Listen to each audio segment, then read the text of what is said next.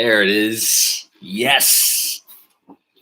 One in the books. Not really, but, does it count? Who cares? Doesn't matter. So the Knicks begin their preseason successfully, thankfully. I did not want to have to come on here. We hear, Stevens. I did not want to have to come on here and put out fires because they looked not like we hoped they looked not like we wanted them to look. They look good. The Knicks look good. It's preseason. It doesn't really matter. But at the same time, we all know that if they came out there and they did not look the way that we, again, had hoped that they would look, we would all be sitting here bitching and moaning right now, being like, oh my God, the sky's falling. What is going to happen? So it doesn't matter, but it does matter. And already, we're off to a flying start. Michael Aaron with our first Super Chat comment of the night. Everyone's been so focused on a jump from RJ or IQ. Nobody thought about Taj's jumper in year 13. Comment of the night early. Comment of the night very early. I love it. Let's get there's a couple things out of the way. So overall impressions, because I have a feeling that we're going to have a few people listening to this tomorrow morning, because my understanding is that the Red Sox-Yankees game is still going on. I do not know what the score is. I don't really care what the score is. No offense. The Knicks offense is going to be good. What is good? Are they going to be a top 10 offense? Are they going to be a top 15 offense? Are they going to mess around and get a little higher into the top 10? I don't know about that. I would probably right now feel comfortable predicting something in the 12 to 15 range. But it was evident that the insertion, and we're going to talk about Kemba specifically in a bit, it was evident that the insertion of Kemba Walker and Evan Fournier are going to make an absolute world of difference for this team. You guys know, anybody who watched me last season, I was a big Reggie Bullock fan. Reggie Bullock was very good for what he was asked to do. He's not Evan Fournier. Evan Fournier can put the ball on the floor. Evan Fournier can make tough shots.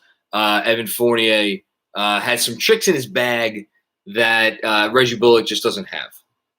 We're going to talk about the other position in a second, but I was very impressed by just generally. I mean, look, it's preseason. It's preseason intensity. Nothing crazy, but you could tell that there's something there, that this mix of skill sets, whatever your rim running center is, and I actually kind of like Taj in there. All joking aside, having a center in there who's able to knock down a 10-foot, 12-foot jump shot is actually kind of helpful, but I digress.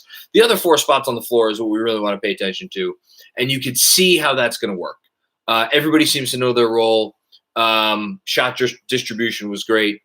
Overall, I think it was the offense. The starting offense looked good, and then the backup offense, it's kind of the same thing as last year. It's Derrick Rose doing Derrick Rose things. It's Emmanuel Quickley doing Emmanuel Quickley things. It's Alec Burks doing Alec Burks things. And, of course, we are going to talk about Mr. Toppin. So that's my first overall impression. Before I get to my second overall impression, shout out to Brian Benjamin with another comment in the Super Chat. What surprised you the most this game? Also, I'm glad to be back. Go Knicks, second seed. Oh, my God, second seed. Jesus. I don't know if I could go second seed yet. Let's just get in the top six. Let's just get in the dance. Let's get in the dance. I'd be very happy if they're anywhere in the top six. I'm going to put that out there right now. I don't know what I'm predicting for them as far as a seed, whether it's going to be 3, 4, 5, 6. I don't know. I think they're going to be able to get into the top six, though. And tonight certainly didn't dissuade me from that. Thank you to Janky as Fuck for your contribution to the Super Chat. No question. Ask a question next time, Janky. I appreciate it. Brian, what surprised me the most from this game? Honestly, nothing. I could sit here and make something up. Nothing surprised me this game. As I'm going to talk about in a little bit, Kemba looked like I expected Kemba to look like. Fournier, I mean, we've watched Fournier over the years. We know what Fournier is. This is what he is. This is what he does. RJ looked good. Julius looked like Julius. Derek looked like Derek. I guess Yeah, I think maybe we'd see a little bit more of the rookies earlier there in the fourth quarter. Probably. Do I care? No. You guys know what my position on Tibbs playing his guys more minutes. I don't really care. It's not a storyline that I care to engage with because I don't think it's a big deal. I'll talk about that more in a bit. I guess the closest thing I would say I'm surprised at would be Obi. I wanted to save Obi for later, but let's just talk about Obi now. The one thing that I thought really popped tonight, again, putting Kemba in his own category because you're comparing him to the guy that was here before, which is like not even a comparison. Obi to me looks like a guy who, and it's funny. We heard Tibbs talk about this before last season even started. He talked about how the rookies were going to have a tough time, and specifically Obi, because they had no summer league, because they did not have a traditional training camp, because they were rushed through the preseason. He's had all those things, which doesn't mean a whole hell of a lot for a lot of players. When you have a guy who seems to have Obi Toppin's work ethic and Obi Toppin's ability to be able to brush off, difficult times and still come through with that positivity that we already love about Obi, I think it's a massive deal. And I think you saw some signs of it in Summer League. And remember, hey, Summer League was 2 months ago. So Obi Toppin has had 2 more months to work on his game and in the gym. And if you listen to what Tom Thibodeau says, Obi Toppin's been in the gym pretty much every day with Emmanuel Quickley, and it shows. Again, this is not some random guy that we are talking about here. When we talk about Obi Toppin, we are talking about a guy who was the best player in college basketball for a year and who flashed very real, very translatable skills on the offensive end to the next level.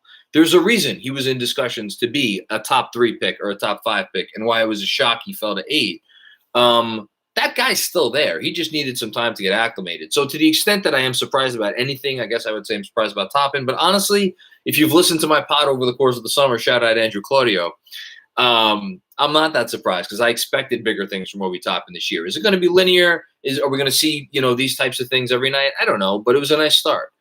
Anthony Sixto, thank you for your contribution to the Super Chat. I've been working on my grammar and spelling game all off season. Cheers to you from a teacher. And excited for another KFS and Knicks season. Loved Obi's confidence and comfort carrying over so far. Yeah, I think it is. Comfort's a big thing. And not to already talk about something that's not great, but you saw what confidence means and what confidence can do with a guy like Kevin Knox, and I'm not surprised that Kevin Knox is an afterthought. Tibbs had a comment before the game suggesting that, maybe we'd see Knox, in some small ball alignments or whatever the case may be as alongside Julius. We didn't see that tonight. Maybe we see it moving forward. But they killed that kid's confidence. But again, it has to be inside of you. You have to be able to persevere through the difficult times. Kevin Knox wasn't able to do it. Obi Toppin sure seems like he was able to. CT Pittman, the patron saint of the post-game live stream. Macri, we back, ready to overreact. I'm really trying not to overreact about anything, with the exception of one thing, and I've been saving it. I'm going to get to him in a second. Let me just get to these couple more super chats. Again, you guys are amazing. Thank you so much for everybody who comes here, watches, supports what we do, both in the super chat and just in the comments in general. Oh, look, we got the stage set up here. I'll show you guys this. So this is the scene live from inside MSG. It was going to be a little different because last year, everybody was remote on the post games and on the pre games. This year, we actually have some people live. I am probably not going to be live at MSG for many games because I want to continue doing these things and sitting here and talking to you guys. I might hit up a game or two. So we're going to see if we could still kind of even hear the post games. I'm probably not getting any questions in this year, spoiler alert, but in any case, Harry Donor, good to be back. It's good to have you back, Harry. Thank you for your contribution. As always, Mensa Smith, my main man, Mensa. I tweeted this out earlier, but some interesting but some interesting lines. plus 2,800 for the Knicks to get the 3 seed, plus 1,300 for the Knicks to get the 4 seed. Whew. Plus 2,800 for the Knicks to get the 3 seed. I mean, if you're going to go big, go big or go home. Bet the 2,800 for the 3 seed. I don't think it's crazy. I think those are about appropriate odds. Plus 2,800 for the 3 seed. Andrew Claudio has some money left over, I think, from his Julius Randle most improved player bet last season. We'll see if he puts some of that. I like that. I kind of like that plus 2,800 for the 3 seed. Jeremy E. Missed your post games, man. I missed you, Jeremy. If RJ can finish at the rim at an average rate, I think he's an all-star. Tell me I'm wrong. I'm not going to tell you you're wrong. I think it's a little bit more than finishing at the rim. I think it is also a little bit – still would like to see a little bit of that off-the-dribble perimeter game. I loved RJ's game tonight. My favorite moment of the game, as should surprise no one who has heard me talk about RJ for a while now, was that finish in transition with a hand there, with a body there. That is the type of play that we have seen RJ Barrett mess up in the past. Someone there and I forget who the defender was. They read the scouting report. They did not foul RJ. RJ finished anyway. He had a couple of finishes at the rim tonight that were not great, but he had a couple really nice finishes, and I was incredibly encouraged by the mid-range jumper that we saw from RJ Barrett tonight. Which again, I know the mid-range has gone out of style. It's better than denim. God, I'm showing my age with that comment. But you still need to be able to hit that if you're going to be a successful wing in the league today. RJ has all the components. I want to see a little bit more of it. Listen, it's really hard to make an all-star team.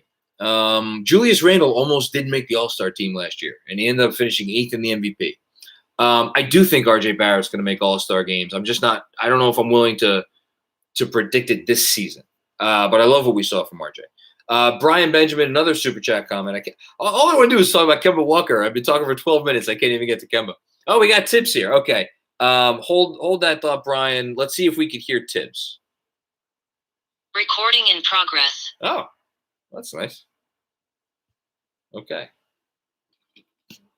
If we'll give it a shot. If we can't hear him, I'll duck out. Of course, MSG does not have the audio on for the people who are not there live. So we'll wait and see if they turn the audio on. So apologies for anybody who was hoping to hear Tibbs' comments. He is talking right now. I see him talking. I just don't hear him talking. But that's okay. Let's keep it going. Recording stopped. Oh, it seems like they figured out something. Listen, the staff at MSG, they know when they've messed up. Brian Benjamin, what are your thoughts on Sims? He has better hands than Nerlens and could be a factor. I love Sims. I mean, for anybody who watched my post games in Summer League, I was a big fan of Sims. I thought Sims looked like an NBA player. I think Sims is a really nice failsafe for them at the center position. He's a rim running big. Now we saw Tibbs ream him out a few times tonight. To me, that's like a compliment. That's to me Tibbs looking at that guy as like, holy shit. Maybe he's going to be a part of what we do here. Let me start training this kid now, training him early. Like if you could get a center who could do specific things in the league, that guy could play minutes for you. And I think it, and I'm sorry to beat a dead horse. I think it makes the Mitchell Robinson situation all the more interesting. Because to have a guy like this who's going to be making no money, because, I know he's on a two-way, but they could get him on a cheap contract if they want. Looks like a good player. And as a break-in case emergency guy, as a guy who gives you some fail-safes, if you make a trade during the season, I like him. I'm not, but, again, it's preseason, it's first game. Not going to go crazy about Jericho Sims. Cologne Loring. No Wayne Selden minutes. Shake my head. Good to be back, Macri. It's good to see you, Cologne. I don't get wrapped up in stuff. All right, we got a semblance of audio. Let's see if we could hear this. So that's what I'm concerned with us winning. So I want us to be strong on both sides of the ball. So there's a lot of different ways to go. It's just like taking a three. I want to take more threes, but I want it to be the right threes. We talked about that in our first team meeting. I might have to get a little speaker for these. The threes I think I can do that. And to have a balance. to get into the paint and spray it out and make good rim reads and do that sort of thing. So I think we also have to stress execution. So it's not just pace and it's everything. It's how you space the floor, how you push the ball, how you execute. But more importantly, we have to get stops. The rebounding is not where it needs to be. So that's something that we can focus in on. Already going in on the rebounding. Making the extra pass, that was really good.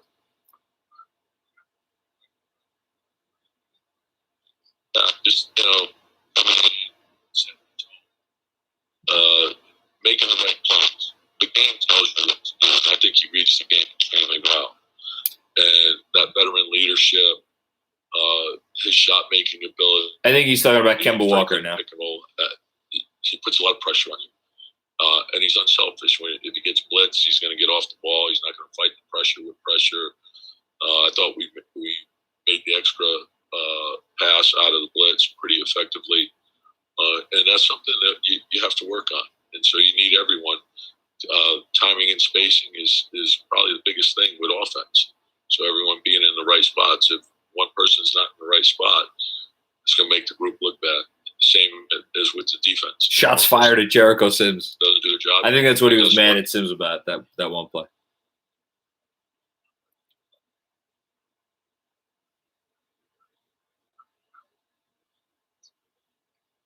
It's annoying we can't hear the question. We talked about last year, started slowly, but put a lot of extra time in at night, and it paid off for him. And I think that's given him a lot of confidence. And it was great to see him in the gym last night. So he's back to his routine. Sometimes in training camp, it's if we're practicing twice, he doesn't have the time to do that. But his commitment is special. He's a great kid, hard worker, disciplined. And he'll keep getting better. He's only 21. Okay, so he's talking about RJ. A lot of work into the game.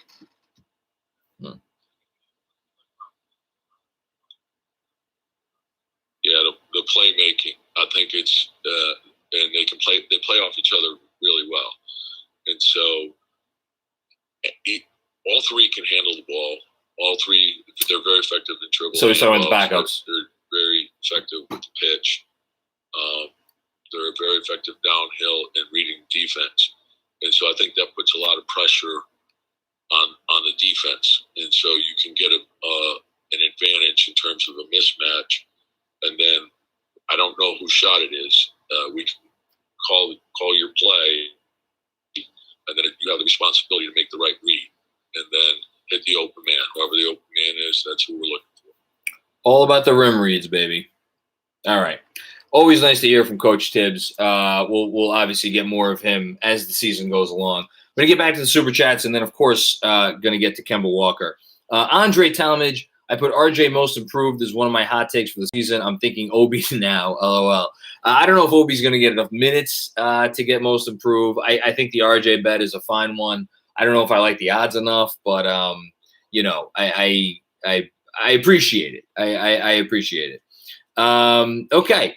Let me talk about Kemba Walker, because I've been here for almost 20 minutes and I have not really gone in depth, and he deserves to be gone in depth on. I think pretty much anything Kemba Walker did tonight, we were going to be sitting here and we were going to be extraordinarily happy just because we didn't have to watch. Should I say his name? Do I really have to say his name? I don't want to say his name. I don't want to say his name ever again. Just so we didn't have to watch the other guy. Look, for me, for as much as Kemba did after the opening jump, and we'll get to it in a second, his smile that was plastered across his face when he came out onto the court before that opening tip, and he was hugging guys, and he looked like a guy who had died and gone to basketball heaven. And that smile, you want to talk about 1,000 megawatt smile? I mean, you use any analogy you want. Brighter than the brightest marquee on Broadway.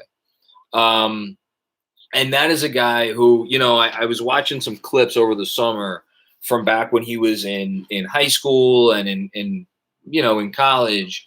Like, I don't think we realize Kemba Walker's he's not only a special player, he's a special person. I don't know if anybody, shout out if anybody's here, is either from Soundview or has ever been to Soundview. Soundview in the Bronx is a rough place. And Kemba Walker, for anybody who doesn't know, he has a brother that's kind of been in and out of the with the legal system. He was one of any number of kids that was just not supposed to make it. And he made it.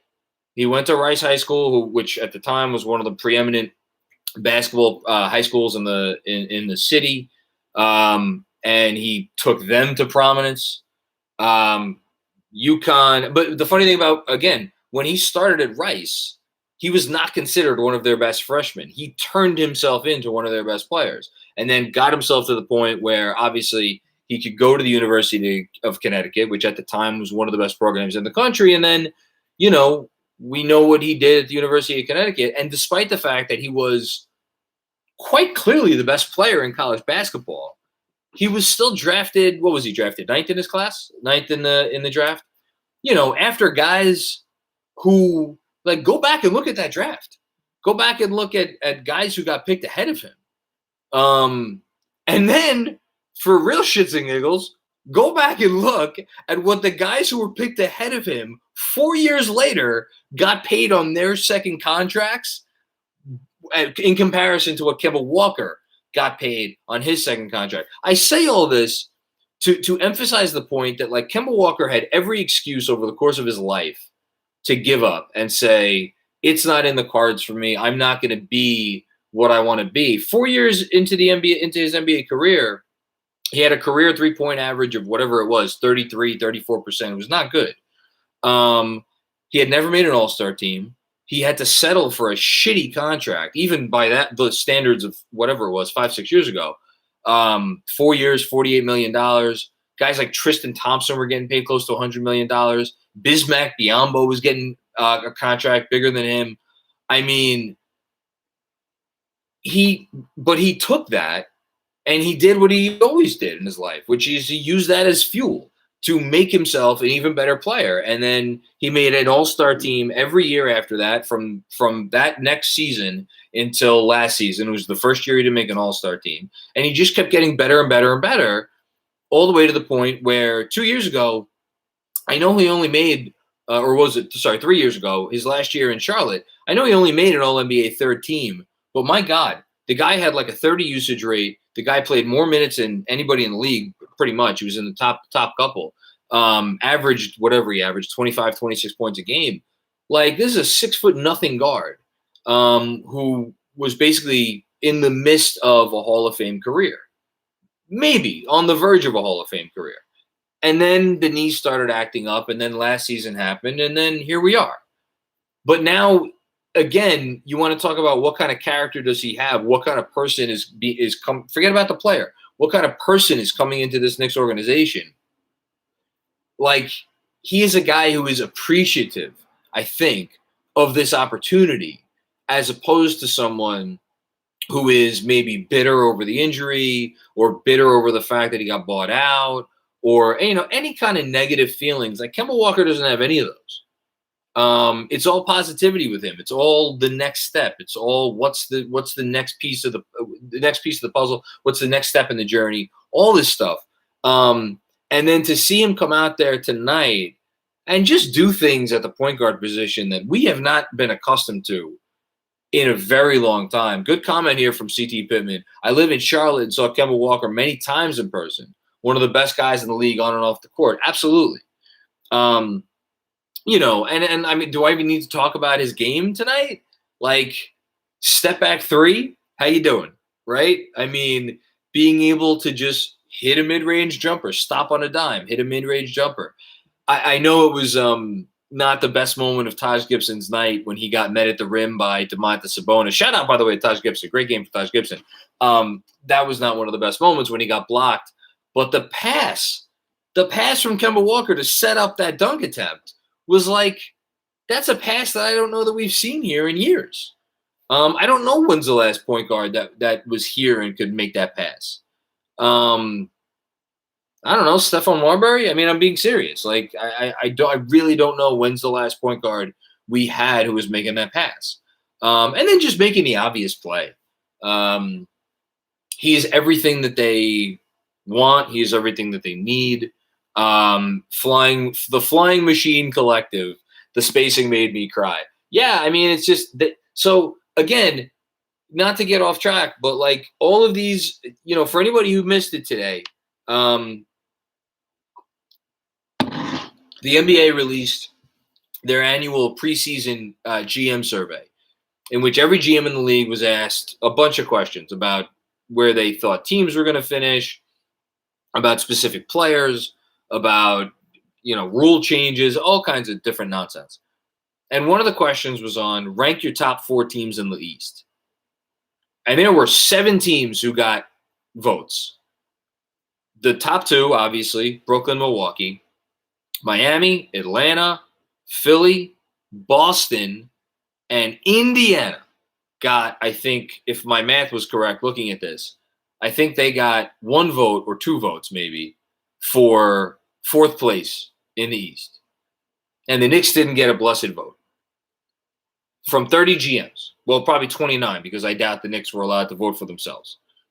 I'm not saying they're going to be the 3rd best team or the 4th best team in the East, but like they were playing last season. They played 72 games and 5 playoff games, and they won 41 of those motherfuckers.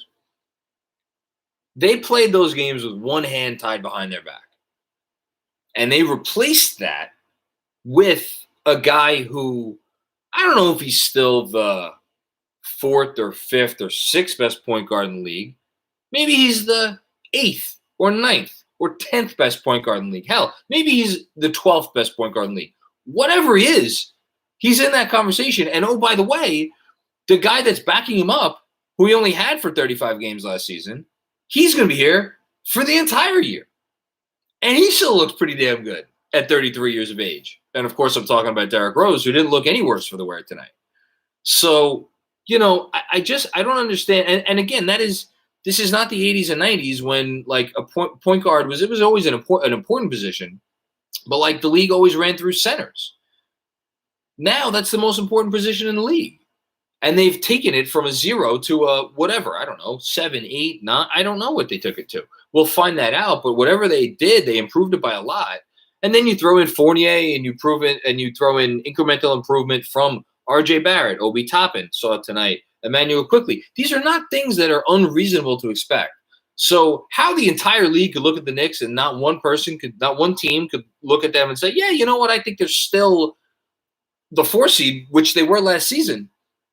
I don't understand it. Mensa says the Knicks were on a 46-win pace last season and won't be lighting 2,000 minutes on fire at point guard. We're the 3 seed. CT, I swear this team is going to be scary good once we get Mitch back and healthy. Yeah, we haven't even talked about Mitch.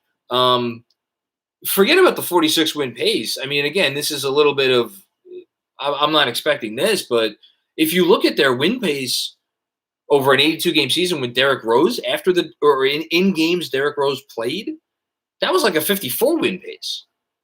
Do I think they're going to win 54 games? No, I don't think they're going to win 54 games, but, I mean, come on. Barry, I am a little rested. Thank you for that comment. Look, I'm just saying, again, I know no one's here is sleeping on the Knicks. And again, I'm not even saying they deserve to be the favorites for like the 3 or the 4 seed, but like, I don't know. Most people around the league seem to be just penciling them in as like one of the play-in teams. And I'm not going to do that. I'm not going to do that. And the last thing on this I'll say before I touch on some other topics that we saw tonight, and then I'll get out of here. And I have to shout him out. And I know there are already people complaining. Why didn't Quentin Grimes get more time? Why didn't Deuce McBride get more time? Why didn't fucking Kevin Knox get more time? Why is Derrick Rose out there in the 4th quarter? Look, Tibbs may not be your cup of tea. That's fine. The man just won Coach of the Year. He was named the best coach in the league. It's the 2nd time that's happened. There are only 2 other coaches in the league right now who have won multiple Coach of the Year awards. One of them just won the championship last year, and Mike Budenholzer. And the other one, Greg Popovich, is considered the greatest coach of the last probably 20 years. That's their coach. He does not accept failure. He doesn't know how to fail. And quite frankly, he's never failed. The closest thing that you can point to with Tibbs' resume to failure is his first season in Minnesota. And he went to an organization that was so beyond decrepit in every conceivable way and was building around a 20-year-old, a 21-year-old, and I think probably, I don't even know what the 3 of them were, Levine, Cat, and Wiggins. And he went in there and he won 31 games his first season, and then he traded for Jimmy Butler, and he was on a 51-win pace with Butler, and then Butler got injured, and he won 47 games. Like, he doesn't fail. He doesn't know how to fail. He doesn't accept failure. If there was ever a coach that I felt confident in saying was going to guide a team that was like, no, are the Knicks a perfect team? No, they're not a perfect team. There's 2 perfect teams in the league, the Nets and the Bucks. Maybe the Lakers are close if they could figure some things out. But like, there's only 2 or 3 of those teams in the league every year. Everybody else falls into the same bucket of the 10 to 12 teams, that if a few things break right, maybe they make some noise. If I'm going to bet on a team that's going to be in that bucket to come out and exceed expectations, I'll bet on the team coached by this guy.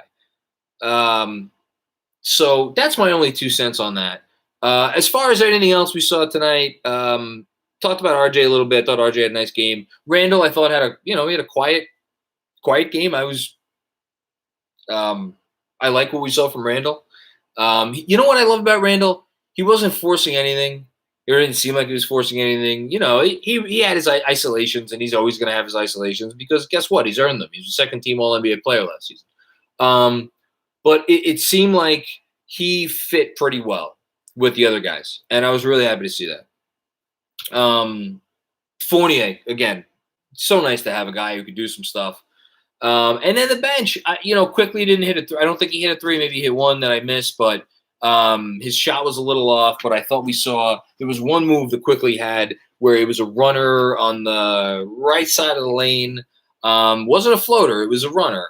And it was a move. I don't know if I'm describing it well, but it was almost like a finger roll off the glass. I'm not sure we saw that move from him last year. I like what we saw from him. Derek, God bless Derek Rose, Alec Burks, awesome. Just, top to bottom. And yes, thank you, Anthony. IQ was assisting. I thought IQ's passing, granted, against the Pacers backups. And for anybody, again, sorry, who missed the game, I probably should have said this up front. The Pacers took out all their starters at halftime. So this was an 8-point game at halftime, 10-point game at halftime, somewhere around there. And then obviously the Knicks blew it open at the beginning of the third quarter, as they should have. But again, you're looking for marks of a good team. That's a mark of a good team. A mark of a good team is a team that comes out in the third quarter. The other coach took out all of their good players, and the team that might be a good team goes on a 15-0 run. They did what they're supposed to do. How many years have we watched Knicks teams do not what they're supposed to do? So good job by Quickly, even if it was against mostly backups. And just good job by the team.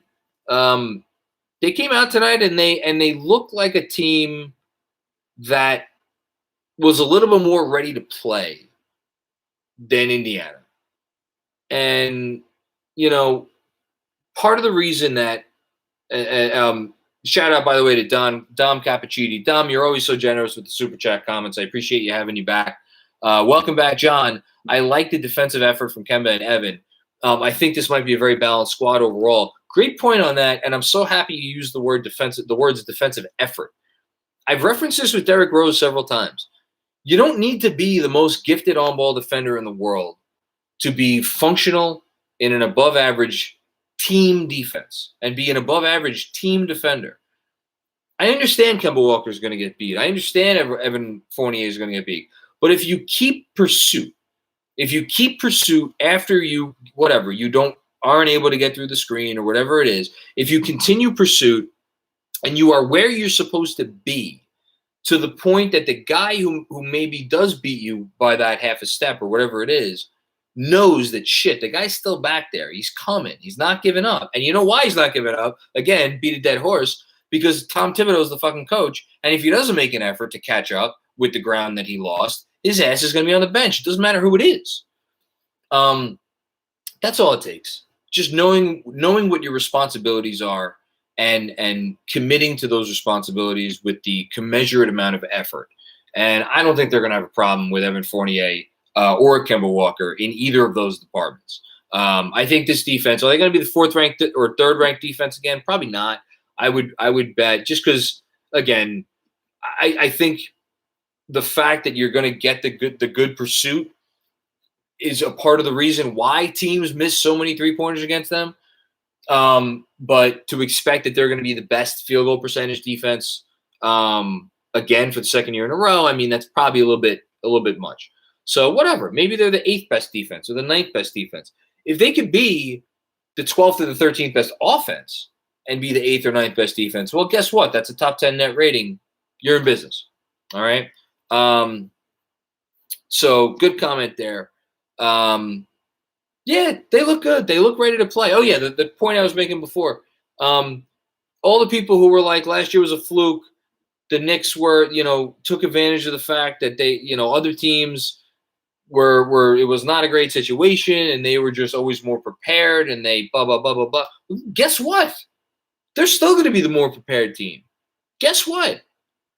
The situation out in the world, go look outside. It's still not great. Tom Thibodeau and this staff has figured out a way, I hope, to get these guys ready to play more so than most coaches might have them. And that's really awesome. Yes, CT, shout out to Obi with his crossover and spin move at the rim. That was fire. That was beautiful. Man. Okay, I think that's it. This is one of the books. Again, first preseason game, we're up against Yankees Red Sox. There's over 500 people still here. Got over almost 150 likes. If you're still watching, thank you. Slam the like button gently, but hit the like button. And if you are listening on Wednesday morning on your podcast feed, don't forget, rate us, subscribe to us, review us. Tell your friends. I had someone. I'm not gonna say where they're from. Someone who I appreciated hearing from. Say, man, I just was listening to your podcast the other day, and you need to get the word out more on this because more people should be listening to this. And while I don't necessarily agree with that, because I don't think much of myself, I do agree that it would be great if any of our listeners went out and texted a friend or emailed someone, be like, hey, if you're looking to have a good time with the Knicks this season and you want a companion to listen to after games or the next morning or whatever it is, tell them about the Knicks Film School Podcast because we work our butts off here. Shout out to Andrew Claudio, of course, and any help that you guys give would be much appreciated. So on that note, I will see everybody on Saturday after the game. And one more shameless plug. We got episode 400 coming up on Friday. You might want to tune in for that. That's all I'm going to say. Peace out.